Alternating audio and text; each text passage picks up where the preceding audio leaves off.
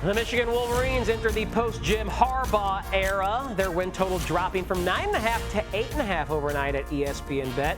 Michigan has been taking under money for months as they try to defend their national championship without those khakis on the sideline. For more on the impending college football season, Joe Fortenbaugh, let's say hello to our good friend Greg McElroy. Greg, boy, McElroy, good to have you back. How you doing, bud? Gentlemen, it's so good to be with you. Hey, we're not even into August yet, and here we are talking win totals. What's better than this, huh? Nothing. Who has it better than us? Absolutely no one.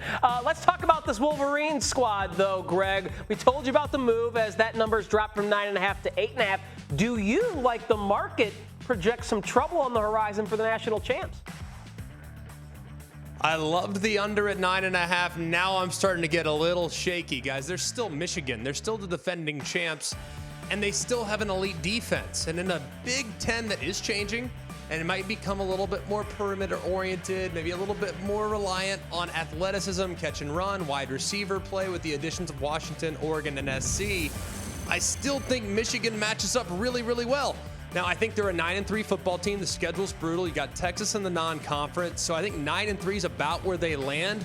But the steamy move has me thinking a little bit like the under was great at 9.5. Man, you're rolling the dice at 8.5.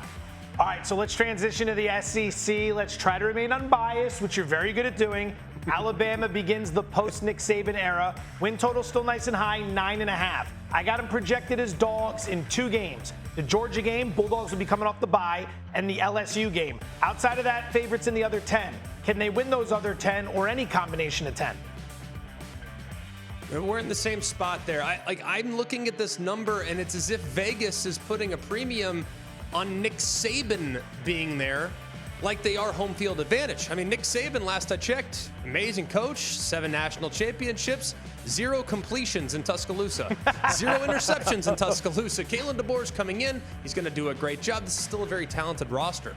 And I look, too, you mentioned the fact that they're dogs against Georgia. Fair enough. They're 2-1 against Georgia since 2021. Yeah, Georgia has 2 national championships to show for it, but Bama matches up extremely well against the dogs. And that game's in Tuscaloosa.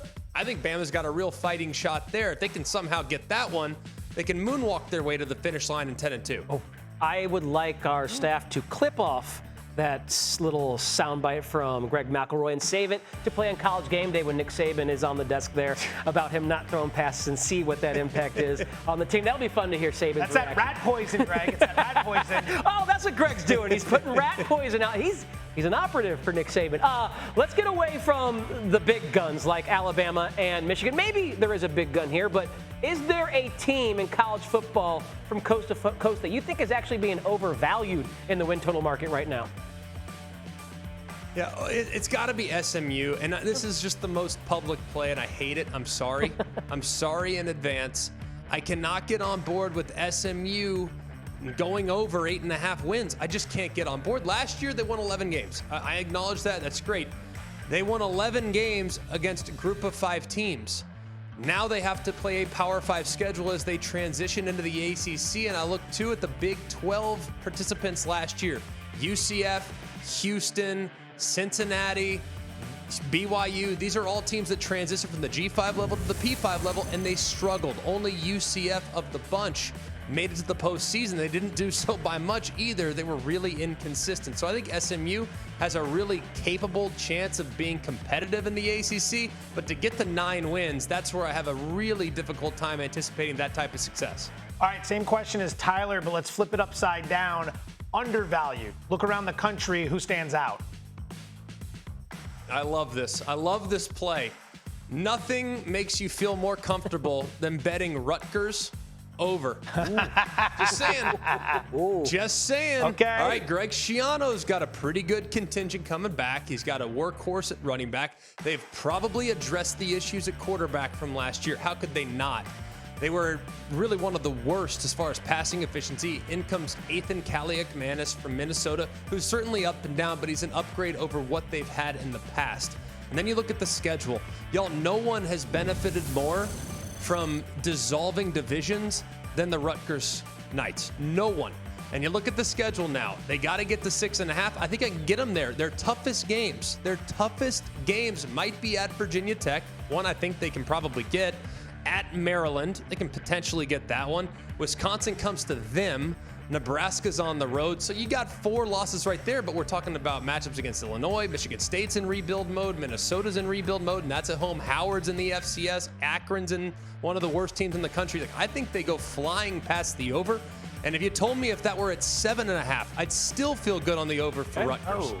All right, Greg, I need to ask you about my alma mater, Missouri. Sky-high expectations in Columbia for these Tigers. Yet I kind of want to bet on some regression under 9.5 wins. However, I look at their SEC schedule, and I can't imagine a new SEC schedule being easier than what Mizzou will have. So what are you doing with my Tigers at 9.5?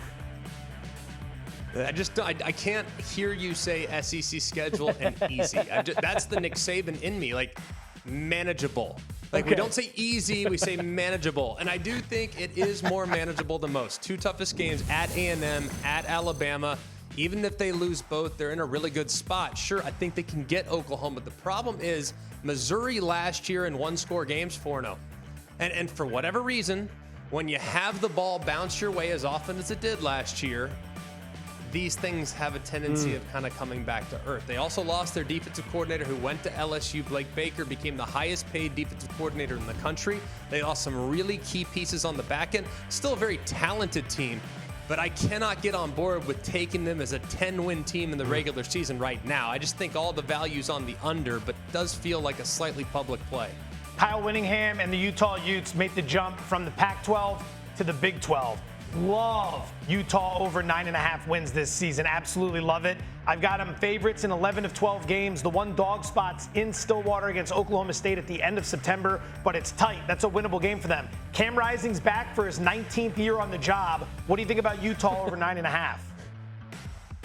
You are maybe the most predictable person I know. Yeah. Like, that is the most obvious Fortenbaugh play. Like, oh, they're just going to come right in. They're going to take over the Big 12. Like, never a doubt you were going to be all over Utah this year, and I understand why. Here's the big thing. Nobody was more ravaged by injuries last year. They had about in their 2 deep. So what? 44 players. They missed 160 games. That's absurd, including 12 by Cam Rising, their starting quarterback, who is now back and fully healthy off the ACL a couple years ago. Their tight end, who was an All-American candidate to preseason, Brant Keithy, he was out all of last year as well. They got great additions in the portal at wide receiver, which is a premier position in that league right now. So I completely agree with you, completely on board with Utah. The problem that I have with Utah is I don't think they're going to be able to bludgeon people in the Big 12 the same way they did at times in the Pac-12. The Pac-12 is more perimeter-based. Hey, we want to catch and run. We want to be athletic. The Big 12's a grinded-out dogfight, and the wins are going to look a little bit more like the wins that Iowa gets and a little less like the wins that Washington got last year. Even more predictable than Fortenbaugh, an enjoyable and informative conversation talking college football wagering with the one and only Greg McElroy. Looking forward to chatting with you all season long. Greg, thank you very much.